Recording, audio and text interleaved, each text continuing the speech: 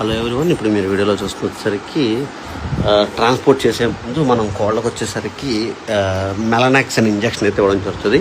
And feed కూడా లైట్గా అయితే పెడతాం జరుగుతుంది. దీనివల్ల ఏమవుతుందంటే కోళ్ళకి హెవీ డైట్ కనుక ఇచ్చినట్టయితే, గింజ మీద ఇచ్చినట్టయితే ట్రాన్స్పోర్ట్లో అరుగుదల కష్టమై స్ట్రెస్ వల్ల ఇబ్బంది అవుతుంది. సో ఏంటంటే లైట్ ఫుడ్, ఇడ్లీ కానీ బ్రెడ్ కానీ లేదా మన ప్రదీప్ ఫార్మ్స్ ఫీడ్ కానీ ఏదైనా మనం పెట్టుకుని దాని తర్వాత ప్యాకింగ్కి ముందు మెలనాక్స్ ఇంజెక్షన్ చేసుకుని కోళ్ళని అయితే మనం ప్యాకింగ్ చేసుకోవాలి. ఎందుకంటే మెలనాక్స్ ఇంజెక్షన్ చేయడం వల్ల కోళ్ళు ఎక్కువసేపు కూర్చుని ఉండటం వల్ల కాళ్ళ నొప్పులు రాకుండా ఉంటుంది.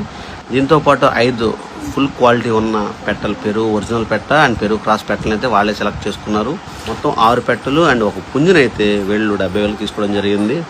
వీటిని కడపకి మనం విజయవాడ నుంచి రైల్వే స్టేషన్కి ఆటోలో పంపిస్తాం.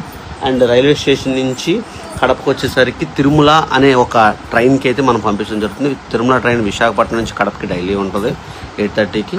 వాళ్ళు కడప నుంచి రాయచోటి దగ్గరలో ఎక్కడికో వాళ్ళు బై వెహికల్ అయితే తీసుకెళ్ళడం జరుగుతుంది. ఇది ఒరిజినల్ పెరుగు చేసినట్లయితే కోల్డ్ సేఫ్గా వెళ్తాయి. కాటన్ బాక్స్ అన్ని వైపులా హోల్స్ పెట్టుకుని వెంటిలేషన్ ఉండేలాగా ప్లాన్ చేసుకుని చేస్తే అంతా బాగుంటుంది.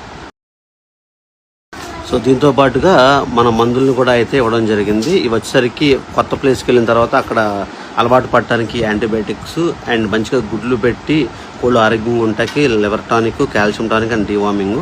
సో